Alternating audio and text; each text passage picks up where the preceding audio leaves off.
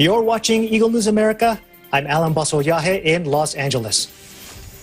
In Maryland, a day after the world-shocking violence incident that transpired at the U.S. Capitol, Governor Larry Hogan addresses the state and expresses his frustration at what he calls an attack on U.S. democracy. Bureau Chief Ace Ramirez reports.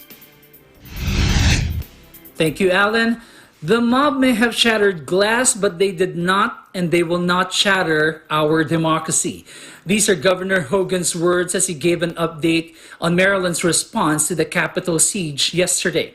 Recounting the events that transpired when hundreds of militiamen and insurgents forced their way into the Capitol building yesterday, Maryland Governor Larry Hogan, speaking from the Maryland State House, the old Senate chamber, emotionally expressed dismay and disappointment in what he calls a shameful attack on U.S. democracy.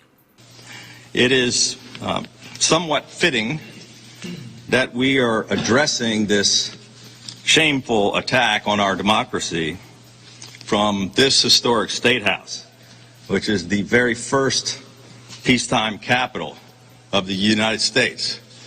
After all, it was right here that the peaceful transition of power was born 236 years ago, after leading the colonies to victory in the Revolutionary War.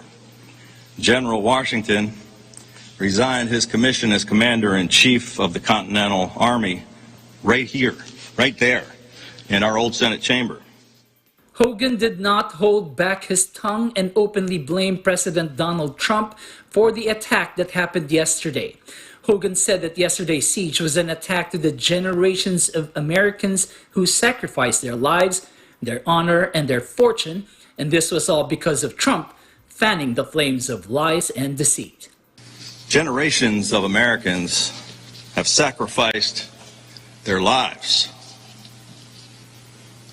their fortunes, and sacred honor so that the miracle of self-government and the orderly transition of power could become commonplace.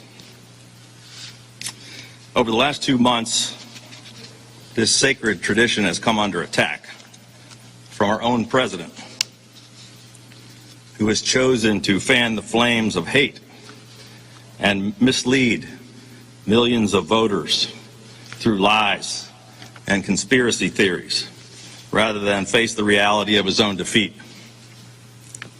An oath to support and defend the Constitution of the United States.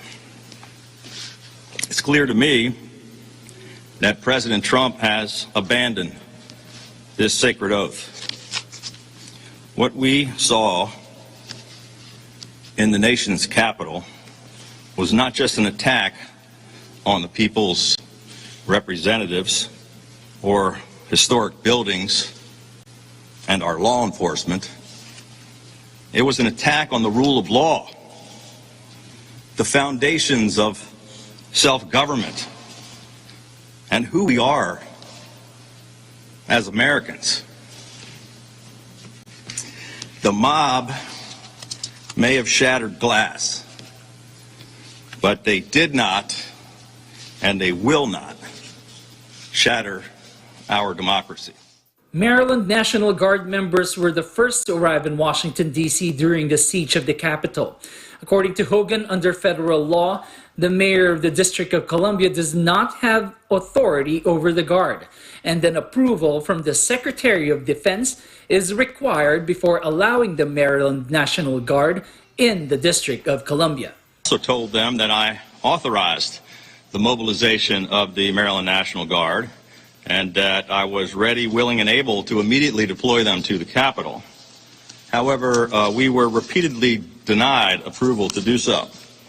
Under federal law, the mayor of the District of Columbia does not have authority over the Guard, and we must receive approval from the Secretary of Defense before we're able to send our Maryland National Guard across the border into the federal city, into the District of Columbia.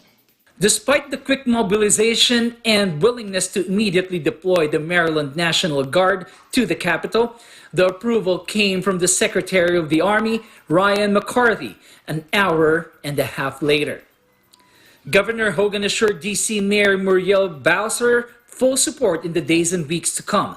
Hogan added that Maryland State Police commanders are in constant communication with D.C. law enforcement officials and will continue to provide any further assistance that they require.